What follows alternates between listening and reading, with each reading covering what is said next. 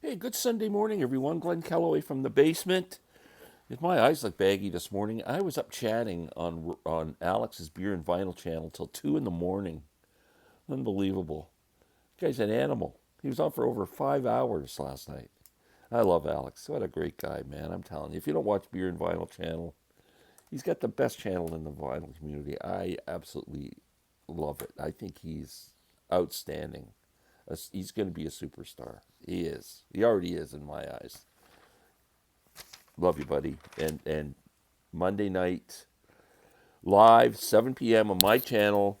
I'm starting my series one on one, where I pick another vinyl community member, someone who's passionate about the same artist I am, and we have a deep discussion. Started off with Frank Zappa. I'm really excited about it. Dylan coming up, maybe Eric Clapton coming up, a jazz one. I got a few more ideas, blues, whatever that it needs to be something I'm passionate about, so I can hopefully create some passion in you guys.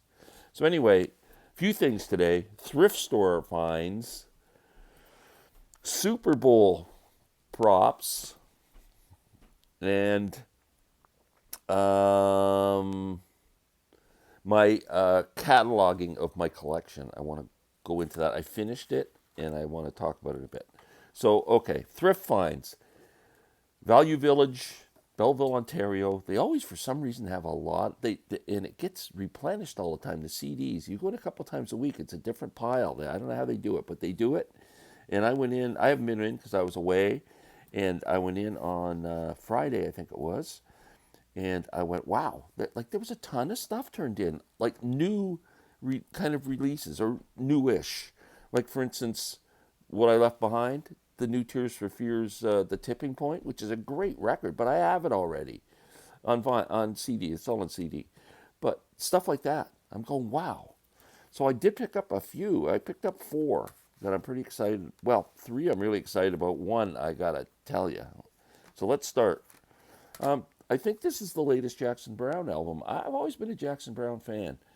Downhill from everywhere. Now, what I find is Jackson's albums over the past few years are in the Hackney Diamond category. They're just dust collectors for me.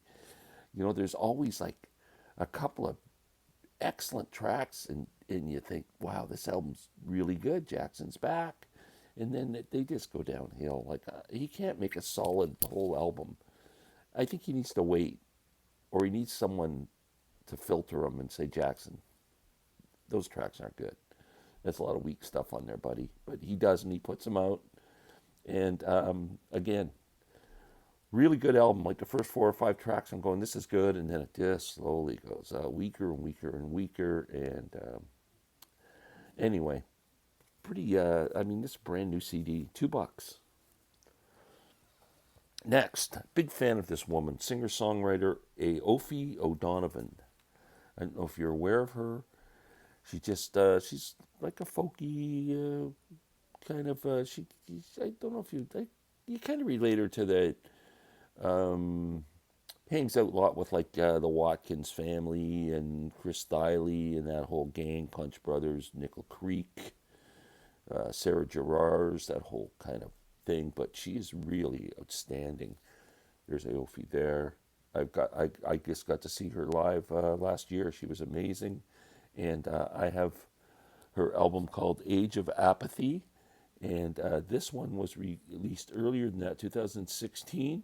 It's called In the Magic Hour. Fantastic record. Every song is good, really good. She's really talented. If you just like the singer songwriter stuff, please check her out.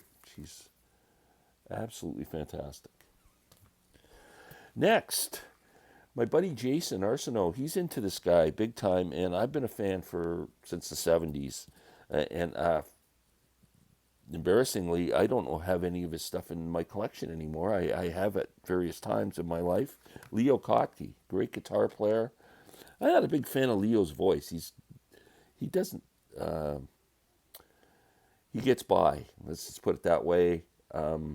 But anyway, his guitar playing is outstanding. And as soon as I see this and it says one guitar, no vocals, I'm in. Listening to it yesterday, man, that's good.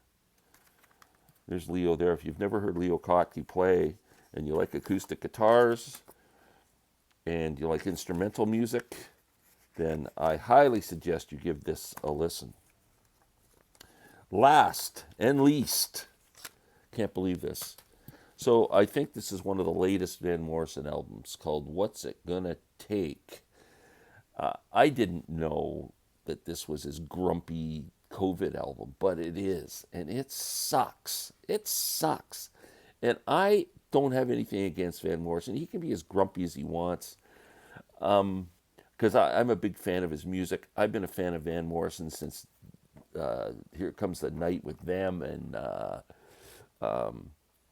Brown Eyed Girl. I saw Van in concert at Massey Hall on the Astro Weeks tour in 1968, or I think it was.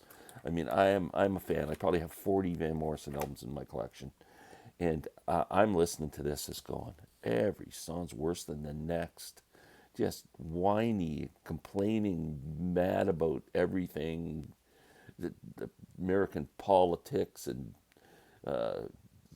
COVID and money and he's just what an asshole he was on this album. Just disgusting. It's going in the garbage. That's where it's going.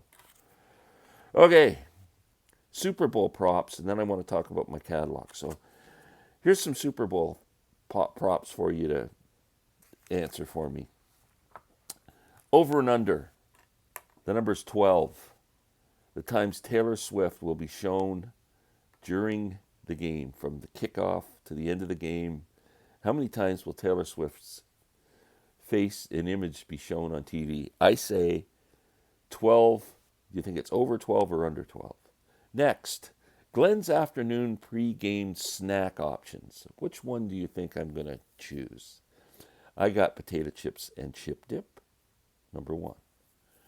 A veggie tray with some blue cheese dressing, dip some celery, some pieces of peppers, broccoli, you know, the whole thing. 3, big bowl of Doritos and a little bowl of gummy bears. Oh, man, that sounds good. Okay. Third prop, dinner. What's Super Bowl dinner in the basement? Is it pizza and wings? Is it Chinese food? Is it chili and nachos? What do you think? Last, halftime show. Will Glenn watch Usher on the halftime show, or will Glenn get up and wash his hair during the halftime show? That's my props. Let me know what you think. Okay. I finished cataloging my collection. I started around the 1st or 2nd of January. Now, of course, I had a week to 2 week period between now and then where I was away and sick and all that stuff. So much didn't get added at that point. But I just finished it yesterday on the 10th of February.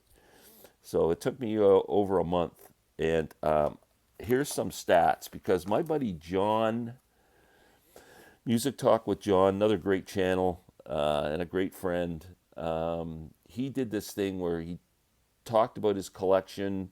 He went through and analyzed how many albums he had in each genre, most albums from an artist, CDs versus vinyl, and all that kind of stuff. And he actually had 10 questions for you to answer. I didn't get to that yet. I'm going to try and do that, but I did want to talk about what I have, the results of my collection. So, turns out I have 2,814 titles in my collection, CDs and vinyl, total. How it breaks down, 804 vinyl records. Now, this is a lot of duplicates, not so much in the vinyl, I guess, but like, let's say a box set, like Bob Dylan, the original mono recordings is his first six, seven, eight albums. So I don't call that one box set. I call that the 8 records because it's all the studio recordings in a box set. If I have another box set that is like Rush Moving Pictures, it's got the Moving Pictures album, then it's got another album of a live performance from Maple Leaf Gardens. I just called that one box set. I didn't count those albums separately. So 804 records.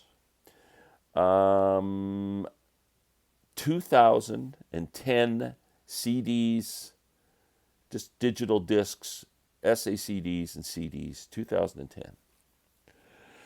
Oh, how does that break down here? By bands. I have 100 Bob Dylan titles. Now, this is where things definitely duplicate because, like, I have the original recordings box set on CD and on vinyl. I've got other records where I've got duplicates of them, CDs that I have uh, duplicates for some reason, that's an SACD versus a regular disc, that kind of thing. And I have that box set, the complete albums collection, which is like 40 albums. So Bob's got 100 titles, 22 on vinyl, 78 on CD. Next would be Frank Zappa, 83 titles. Now, again, some are duplicates. I have 17 on vinyl, and all the ones I have on vinyl I have on CD. So I have 66 CDs. So basically, I have 66 different Frank Zappa titles. He released 60 some albums during his lifetime, and there are a total of about 127 releases, including what was released posthumously. So Frank at 83 titles. The Beatles at 72 titles. Again, I've got the Beatles mono box and stereo box on vinyl. I've got it on CD. I've got some duplicates on the shelf, Revolver albums, Rubber Soul, stuff like that, some of the Canadian releases, whatever. So 72 Beatles records, 39 on vinyl, 33 on CD. More vinyl than CD on that one. Grateful Dead, 63 titles, 9 Grateful Dead records on vinyl, 54 on CD. King Crimson, 38 titles. I didn't break it down on vinyl, but I'd say I got about maybe 7 or 8 King Crimson albums on vinyl, and 30 on CD. One of my musical heroes, the Great Bale of Fleck. I've got 39 titles. I believe I've got about 4 on vinyl and the rest on CD. So that breaks that down. Now, I'm ripping stuff up here. Genre of music.